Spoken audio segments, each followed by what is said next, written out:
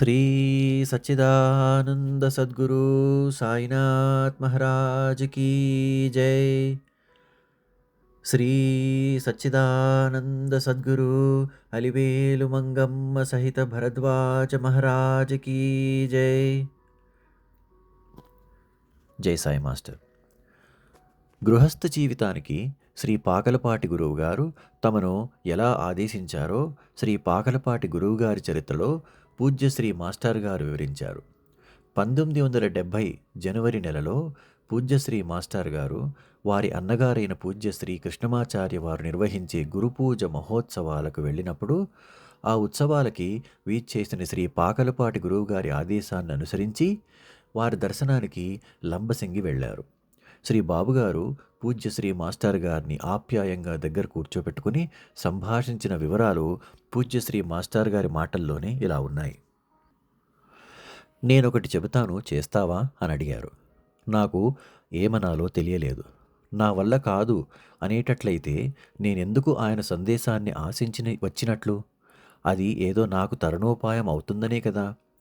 మీరు చెప్పండి, నాకు చేతనైతే చేస్తాను అని అనడము నేను వారిపై షరతు పెట్టి వారి ఆజ్ఞ కంటే నా చిత్తానికే ప్రాముఖ్యత ఇచ్చేప్పుడు నేనింత దూరం రావడం ఎందుకు? అలా అని చేస్తాను అంటే వారు చెప్పబోయేది ఏమిటి?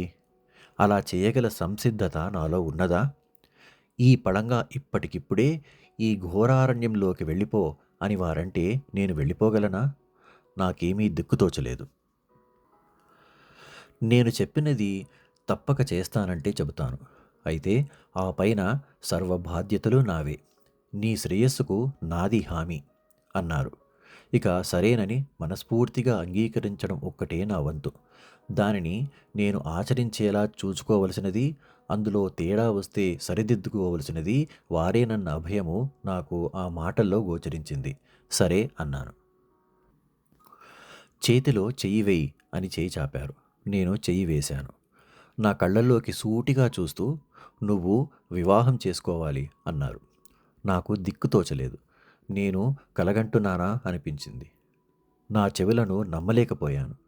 చాలా సంవత్సరాలుగా నేను ఆజన్మ బ్రహ్మచారిగా ఉండిపోవాలని, సాధ్యమైనంత త్వరలో సర్వసంగ పరిత్యాగం చేసి ఎక్కడికో వెళ్ళిపోవాలని, సత్యాన్ని శోధించి ప్రత్యక్షంగా అనుభవం పొంది ఎక్కడో లోకానికి తెలియకుండా ఉండాలని కలలుగన్నాను, నిశ్చయించుకున్నాను. నా మనసుకు దేహానికి అట్టి తర్ఫీదునిస్తూ వచ్చాను. నా నిశ్చయము మా నాన్నగారికి అన్నగాళ్ళకు చెప్పాను. ఇదంతా సినిమాలో బొమ్మల నా మనోనేత్రం ముందు తేలియాడింది. ఆయతనిత ఉపాఖ్యానంలోని గురువాగ్ని గుర్తొచ్చింది. మా అన్నదమ్ములందరికీ ఆదిగురువైన ఆ వేదమూర్తి మా తండ్రిగారి సంకల్పమే శ్రీ బాబుగారి ముఖతః శాసిస్తోందా అనిపించింది. నా మనోభావాలను తెరిచిన పుస్తకంలాగా చదువుతున్నారా అన్నట్లు బాబుగారు నేను ఈ స్మృతులలోంచి తేరుకున్నదాకా పరీక్షగా నాకేసి చూస్తూ నవ్వుతున్నారు.